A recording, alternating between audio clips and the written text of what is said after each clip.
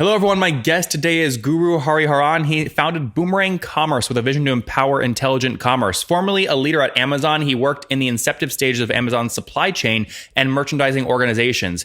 He co-founded one of Amazon's cloud businesses, established Amazon's first B2B marketing channel, and invented Amazon's selling coach to help brands and sellers be successful with Amazon. At eBay, he was GM of Marketplace Experience, led the global team that launched eBay's fast shipping program as well. He earned his MS in computer engineering from the University of Texas in Austin and his MBA from the Wharton School. Boomerang's Commerce IQ powers growth automation on Amazon for Kellogg's, Kimberly-Clark, Logitech, and numerous other top-tier brands. Guru, are you ready to take us to the top? Yeah, let's do it. Hey, it takes some balls to leave Amazon when they're growing so fast. What convinced you to do it? You follow your dream. So it was time at some point. I was doing the same thing again and again. And you can either follow the money or you can follow a dream. So at some point in your career, you gotta choose a path. And was eBay before or after Amazon? It was right after Amazon. Okay, so it was Amazon, eBay, then quit eBay. That's right. Yeah. So wanted to get myself into the Silicon Valley and move to the Bay Area, get to know the place and all that. So it was spent a short stint about a year at eBay. Well, Guru, just to be clear, it's probably a little easier to quit eBay than it is to quit Amazon, right? It was definitely. Amazon was a harder choice for sure. All right. So describe what you're doing for me. I mean, what it looks like you're doing is helping some of these bigger brands merchandise effectively via Amazon as a channel. That's right. Yeah. So again, as you mentioned, our vision is to power intelligent commerce. What does that mean? We're building intelligent applications for retailers and brands to win market share online. So why do we need to do that? So if you look at the way that e-commerce or the modern retail is working, the channel has completely changed the game for consumer brands. Take, for instance, Amazon as a poster child. Double click into Amazon, it's an algorithm. And it's a machine that you need to figure out how to work with. The age-old techniques that you as a consumer brand used to use to work with brick and mortar retailers like Target or Kroger just does not work. You need a machine to work with a machine called Amazon. And we have built that machine, which consumer brands are using to grow profitably at a phenomenal rate on e-commerce channels like Amazon. Business model is SaaS, or is it percent of sales, or what? It is SaaS, pure SaaS. Interesting. So I don't want to go down every customer cohort because I'm sure you have probably power laws in your base. But generally speaking, what's a brand going to pay you per month for this tool? Typically, our ARR, our ACVs are anywhere between 100K to 500. Depends on the revenue, number of SKUs, and the complexity in their business. But that's a typical ACV. Revenue, number of SKUs, any other pricing axes like additional product modules or number of seats? That's exactly the modules, not seats. It's an unlimited usage, but we have two different modules. One is the sales module and one is the marketing module. So depending on what you use, you pay, and that also creates a very nice upsell model for us that we can go in and once customers use our product and get hooked to it, it provides a nice way for our sales team to go out and sell them more. So with those powerful pricing axes, revenue, number of SKUs, and then kind of module add-ons. Sorry, you said number of seats or module add-ons? Modules. Okay, modules, not seats. Go ahead. Yeah, that's what. So no seats. Okay, no seats. Yeah, revenue, SKU, and product modules. With those powerful kind of upsell mechanisms, what have you driven expansion revenue to year over year? Well, so we've got two businesses. The retail business is a little bit more mature, and the brands business is brand new. It's about three quarters in that we're doing this. But one of our early customers has just doubled their ACV with us. From year one to year two? Yes. But then it's, again, very early signs. We do expect to sort of have a high upsell rate. In our retail business, we've enjoyed a very good net and gross retention rate. And that's how high are you, if you don't mind me asking? Well, it's above 100% in terms of the gross retention rate. If you look at hold on. Gross retention can't be above 100%. Net retention can. I'm sorry. Yeah. So net retention rate is above 100%. Yep. How far? Like 110%, 120 or lower? Somewhere in that region. It's a little bit complicated given that the retail market has been a little challenged in terms of their in terms of just the existence of the business. There are some customers that we've had in the retail market who've gone bankrupt. So if you sort of back them out, then it's way above 120%. Interesting. But that's a challenge that we had to face with, and in fact, that was the reason why we had to expand our market and get into a newer market, which is more a tier one and provides an ability for us to scale sales linearly. Guru, when you mean kind of pivot into a new market, you basically that you're codifying this, you're moving upstream to Fortune 100 brands. That's right. Yeah. Yeah. Interesting. Put this on a timeline for me. When did you launch? We started the company in 2012 and took our Series A. We were in TechCrunch Disrupt. We were one of the finalists in New York in 2014. And right after that, we raised our Series A. And 2-3 years in, we raised our Series B. And the first inaugural product was the retail product, dynamic pricing, where we would help retailers change their pricing online depending on demand signals. And we recently launched our Commerce IQ product, which is the product for the consumer brands, which helps them grow on e-commerce channels. And that was in 2018. So total in the company today in terms of funding is how much? A little over 20 million. Okay, a little over 20 million. And when was the last round, you said? This a couple years ago. Okay, so like what, 2015, 16? 2016, yep. 2016. Yep. Okay, so that means, once you raise venture capital, you're on a flywheel. Every about 18 months, you got to be raising, or you're in acquisition talks. Which one is it? Well, it's I've always I think it's I may not subscribe to the idea of constantly raising. We as a company have always been very careful about what is the right pace at which you grow. We've sort of moved away from the concept of growth at any pace, which is really followed in the Silicon Valley, or at least it was a couple of years ago, to really a growth at the right pace. For instance, one of the tenets that we have in financial models for any year is our cash burn has to be equal to or lower than the new ARR that we add that year. So from that standpoint, we've always been sort of a very cash efficient company. And I don't know if I would want to raise a lot of capital in building this company. I think this is a very A-class market. The retention rates are very high. ACVs are very solid. The customers are top tier. And if we can continue this path, this should be a very good cash efficient business with an inherent growth rate that we can enjoy and grow at a very good pace. Guru, are you profitable, cash flow positive today? We are not cash flow positive, but as I said, we are the new AR. The nature of the SaaS business is in such a way that you have to add a bunch of invest in sales in order to get your revenue for the next year. So from that standpoint, our cash burn every year is equal to or lower than the net new ARR that we add that year. Yeah. Well, by the way, that's why if you're a fast growing SaaS company, you raise more because you clearly identified where to spend money to then drive ARR. So if someone tells me they're not raising in a SaaS company, they haven't raised for a couple of years, it actually tells me growth is probably flatlining.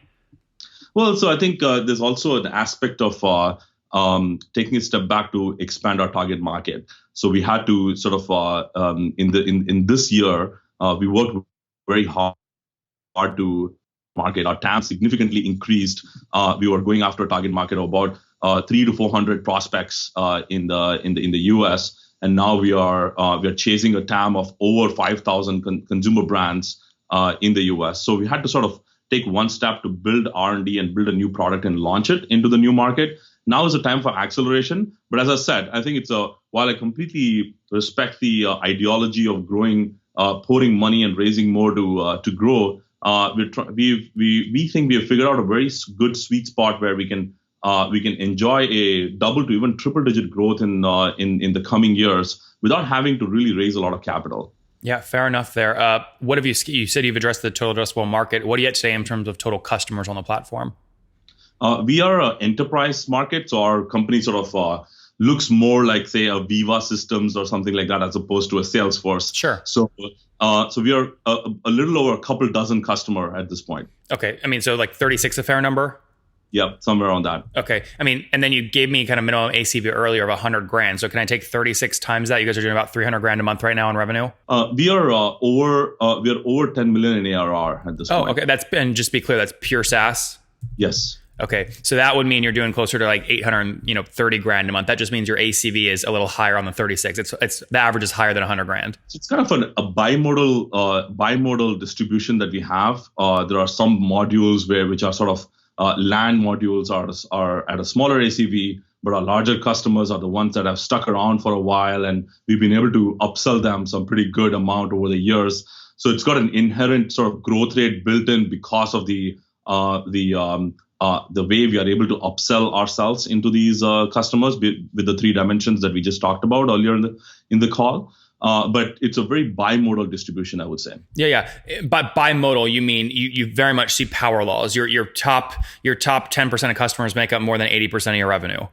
I would say by bimodal, what I meant was we have 2 cohorts. One cohort of companies are ones where the average ACVs are around 100 to 200K. Another cohort where the average ACVs are somewhere around 500 to a million. And we're essentially trying to do our job well so that we can move a lot of this cohort in the early sort of the 100 to 200K range, show them really good success with us, and inherently grow them into the larger pool. Yeah, Guru, just to be clear though, I mean, if you're doing $10 million in ARR and you've got one account at that $1 million mark you just said, that's 10% of your revenue right there. That's what I was trying to get at, saying you've got, your top customers make up a significant portion of your revenue. Yes, so that's absolutely true. I think there's certainly sort of that mechanics that are built in. There'll be some customers who are actually making up a good portion of our revenue. Yeah, and talk to me about growth. So if you're at a 10 million run rate today, where were you about a year ago, October 2017? So we're a private company and we're not discussing our growth rates and all of that in public. But on the having said that, we're about until 2016, early 2017, we were in this. The way that I look at the company and we've been building the company is to sort of be in that or be the winners in the market of retailer and dynamic pricing, and we were able to go out and win some very good deals and have some top tier customers like say Staples or Best Buy and Home Depot and Nordstrom and folks like that. And then 2018 was all about expanding ourselves in the new market. So the company building, the formula for company building has not just been purely growth in ARR at this point. Yeah, by the way, Guru, I wasn't expecting that. I was expecting you to say growth is probably like 20% year over year right now because you're repositioning. But I wanted to hear you say it. I mean, it sounds like you actually are you have like maybe it feels weak to you, but you are repositioning, so it makes sense. I mean, what was your growth? Like, was it in the 10 to 30% range?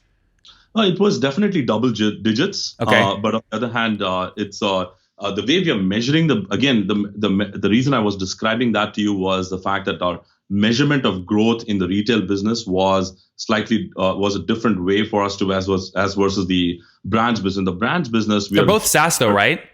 Both of them are SaaS. The brands business, the consumer brands business, we've been doubling every quarter. But again, it's very early days. It's just the third quarter that we've been in business in the consumer brands business. But that's been enjoying a very strong growth rate. Yeah. So a year ago, you had no revenue really coming in from that product, is what you're saying, and you're excited about that product. But I'm going to make an assumption here. What I'm hearing you say is, if you add in the old product that maybe wasn't growing as fast, it's why you invented a new product. Your average, when you put them all together, your growth rate maybe doesn't feel as impressive as you think it should right now. But you are excited about the new product.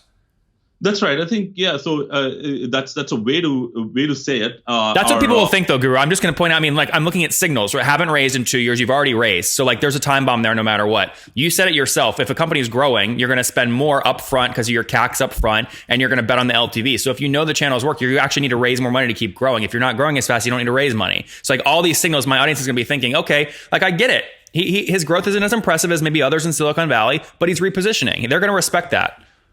Yeah, so I think look, I think if for us the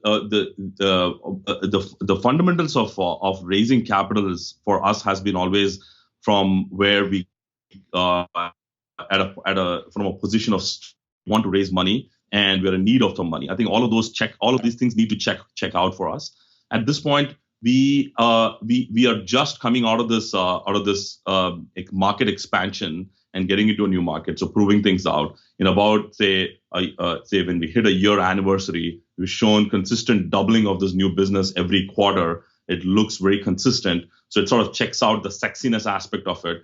And also from that, at that point, we'll have to really take a step back and see if we really need to raise money when we're getting when we get strong MRRs, and the headcount does not really require us to spend so much money in R&D. Maybe we sort of start going towards a more profitable growth equation as opposed to pumping too much money very abruptly. So it's definitely I think the concept of sort of being relevant and being sexy by showing that you can raise money is not something that we subscribe to. That's not what I was saying. No, you're positioning that a very different way than what I'm articulating. What I'm saying is you haven't identified the growth channels they can pour money into to drive growth. And so you haven't had to go out and raise capital because you don't know where you'd spend it. That's a very different equation than saying, I don't want to chase sexy VC dollars. Clever spin, by the way, but very different. No, I think you have a point. Definitely, we have at this point you're figuring it out. We need to prove out our consumer brands business and show a consistent growth for us to go out and really sort of pour that level of dollars. Makes complete sense. I totally get it. Makes complete sense. Right now, as you're experimenting on the new product, it's been in the market, it sounds like 3 or 4 months. To sign up a new $100,000 ACV account, how aggressive are you being on CAC? Will you spend up to that full amount to acquire them? Yeah. So right now, we've got 2 enterprise reps going out and selling. We're still building out the sales team. So roughly our cost of customer acquisition is right around, say, it's paying back within a year, and we expect that to be better. Yeah, no, that's great. Yeah, again, you mentioned earlier your ACVs are 100 to 200 grand in year one, so that would mean if you spend up to 100 grand, you get it paid back in a year. Your CAC is about 100 grand. Yeah. So a little right around there. I do expect our CAC to go up. But our ACVs are also going up next year. That makes one. It sounds like you have healthy expansion revenue. You cited a customer earlier that doubled their ACV year over year, so that allows you to spend more on CAC. That's right. Sure. Yeah. Talk to me about team size. How many folks on the team today? We're currently about 80 FTEs, spread between here and India. We've got our engineering center in India, but our sales, marketing, customer success, finance, and G&A is all over here. Very good, Guru. Let's wrap up here with the famous 5. Number 1, what's your favorite business book? Well, I've just I've just stopped reading the Challenger sale. I thought it was a fantastic book and long overdue. I couldn't believe that I hadn't read it in such a long time. Maybe it's because we subscribed to the idea and did not find a need to read it. But a great book, and I highly recommend it. Number 2, is there a CEO you're following or studying right now? Jeff Bezos has always been a role model. So definitely sort of look at his not just the way that he's growing the company, but a big fan of the cultural aspects of things, the hiring practices, and all those things. Number 3, what's your favorite online tool for building the company? Well, right now, we've been using this email list very interestingly. It may not be a tool. I don't know if it qualifies to be a tool, but there's a really good email list that Peter Kazanti drives or owns and moderates called Modern SaaS. It's an email list that CEOs and heads of sales are subscribed to. It's been just a phenomenal tool for us to just do some peer networking and bounce off ideas from peers. And sorry, who writes that? The email list is called Modern SaaS, and it's been moderated by Peter Kazanji. Where do I get that? Like, if my audience wants to sign up for that, I'm Googling it right now. Nothing obvious pops up. Modern SaaS, Peter. Yeah. Modern SaaS at Google Groups, but I think if you... Oh, co-founder of Talent Bin. That's probably it. Yeah. Yeah. Okay, good. Yeah, I'll put a link to that. That sounds like a really valuable resource. Okay, good. Where are we at here? Number 4, how many hours of sleep do you get every night? About 6. And what's your situation? Married, single, kids? Married with 1 child. 1. All right. And how old are you? He's 7. You? Me. I'm 39. 39. Last question. What do you wish your 20-year-old self knew? Well, 20-year-old self, I would have probably started the company a little earlier and maybe worked with a startup before starting a new company. Boomerang Commerce said he would have started a company earlier, founded this one in 2012 after stints at Amazon and eBay, helping big brands really understand how to drive higher returns on their e-commerce products, moving right now, kind of focusing, doubling down on larger brands. They've got about 36 customers doing, call it $10 million today in ARR. They've raised $20 million to drive this growth. Net revenue retention annually, call it in the 110 to 120% range, willing to spend up to 1 year of ACV on acquisition, so call it $100,000 there. A team of 80 people between California and India. Guru, thanks for taking us to the top. Thank you so much, Nathan.